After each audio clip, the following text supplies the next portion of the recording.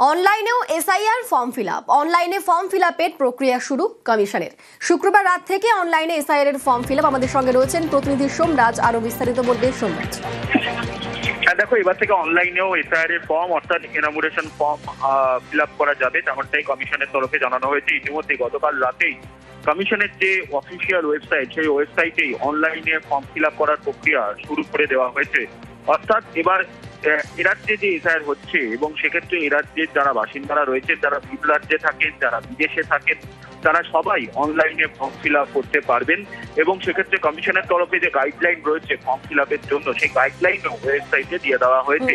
সব মিলিয়ে ফর্ম দেওয়ার প্রক্রিয়া 4 তারিখ থেকে শুরু করা হয়েছিল, কিন্তু এবার অনলাইনে ফর্ম ফিল আপ করার প্রক্রিয়া এবং জমা দেওয়ার প্রক্রিয়া গতকাল রাত থেকেই কমিশন শুরু করে দিল। ধন্যবাদ সোমরাজ।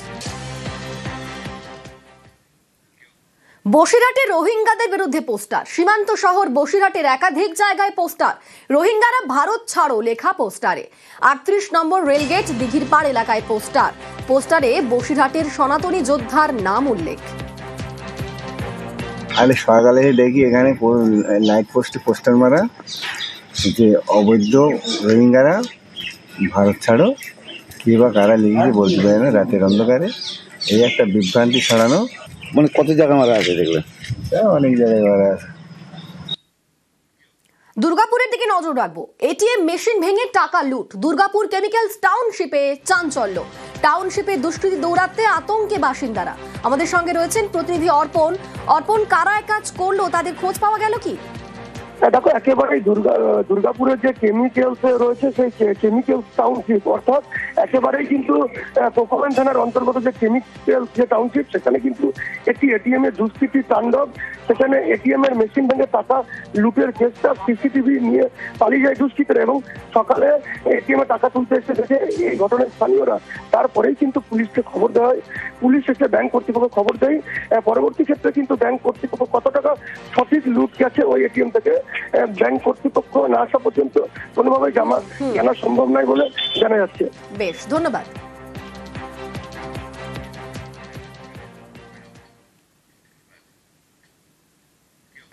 নিজের নামে কোটি কোটি টাকার সম্পত্তি, শ্বশুর শাশুড়ি এবং স্ত্রীর নামেও সম্পত্তি, কিন্তু এত সম্পত্তি বেতনের সঙ্গে খাপ খায় না। এই অভিযোগে গ্রেফতার কলকাতা পুরসভার অ্যাসিস্ট্যান্ট ইঞ্জিনিয়ার পার্থ চোংদারকে। গ্রেফতার করেছে রাজ্য পুলিশের দুর্নীতি দমন শাখা।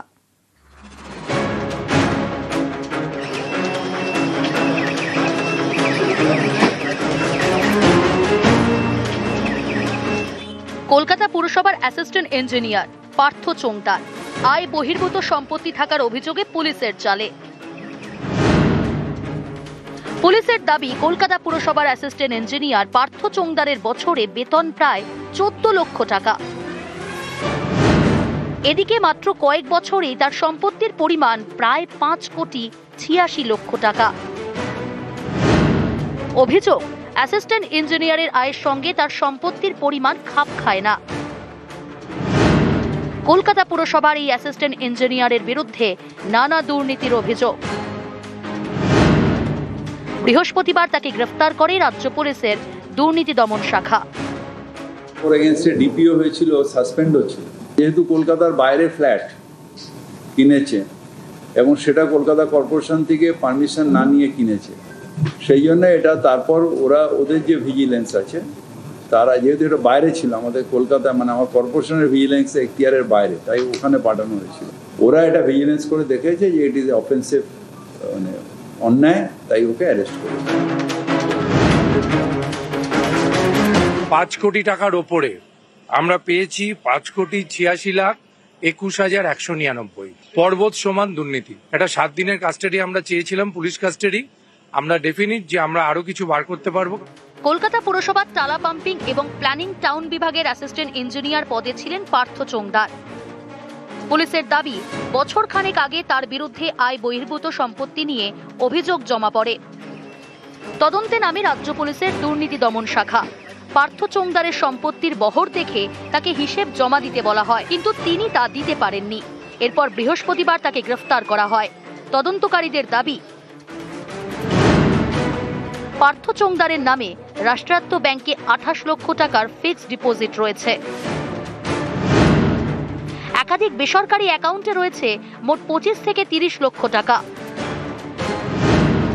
ব্যাংকের লকারে রয়েছে প্রায় 735 গ্রামের সোনা। বীরভূমের বোলপুরে বাংলো রয়েছে, যার বাজার মূল্য প্রায় 36 লক্ষ টাকা। কলকাতা সহ বিভিন্ন জায়গায় রয়েছে 6টি ফ্ল্যাট।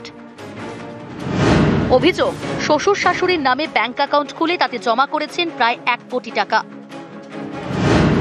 স্ত্রীর নামে রিয়েল এস্টেট কোম্পানি খুলে লক্ষ লক্ষ টাকা বিনিয়োগেরও অভিযোগ। একাধিকবার ইউরোপ, মালয়েশিয়া, ব্যাংকক ট্যুর করেছেন।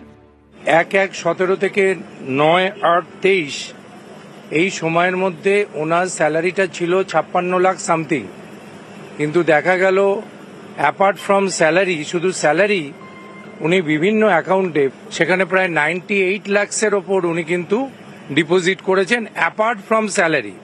একজন সরকারি অফিসার হয়ে উনি উইদাউট গেটিং এনি পারমিশন উনি কিন্তু একটা শেয়ার হোল্ডার একটা কোম্পানিতে নিজেকে ইনভলভ করেছেন। আমরা যে 7 দিনের পিসি চেয়েছিলাম, লার্নেড কোর্ট সব শুনে 7 দিনের পিসি দিয়েছিলেন, 14 তারিখ অব্দি পিসি। কোথা থেকে এলো এত টাকা?